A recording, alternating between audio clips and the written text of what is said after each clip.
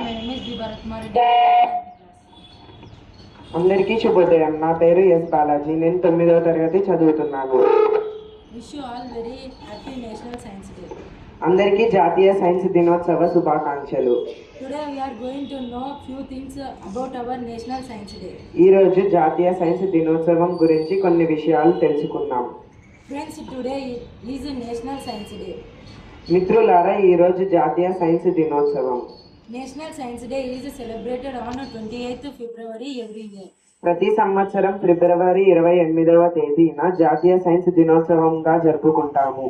Friends, why we celebrate it on 28th February every year? ఎందుకనగా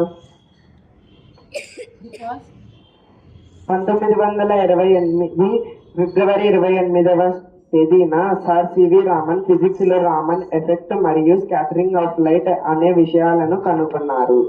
Dr. Sir C.V. Raman discovered Raman effect and scattering of light on 28th February in 1928.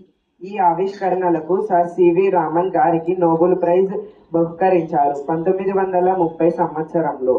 For this discovery, C.V. Raman was awarded Nobel Prize in 1930. ఆయన ఆవిష్కరణను గుర్తు చేసుకుంటూ ఫిబ్రవరి 28వ తేదీని జాతీయ science దినోత్సవంగా ప్రతి సంవత్సరం జరుపుకుంటాము. To honor him, to memorize his discoveries, we celebrate February 28th as National Science Day every year. జాతీయ సైన్స్ దినోత్సవంను ఎంతో మంది విద్యార్థులు ఇన్స్పైర్ చేస్తూ వారి యొక్క క్రియేటివిటీని వెలిగిస్తూ కొత్త సైన్స్ ప్రాజెక్ట్స్ చేసేటట్లు దోహదపడుతుంది. National Science Day inspires many students, ignites their creativity and attracts towards innovative science projects. C V Raman గారు భారతదేశంలోను ఆసియా ఖండంలోను ఫిజిక్స్ విభాగంలో నోబెల్ ప్రైజ్ పొందిన మొదటి వ్యక్తి. C.V. Raman was the first Indian and Asian to win the Nobel Prize in Physics. భారతదేశం యొక్క physics పితామహుడు అని అంటారు. He is also called as Father of Physics in India.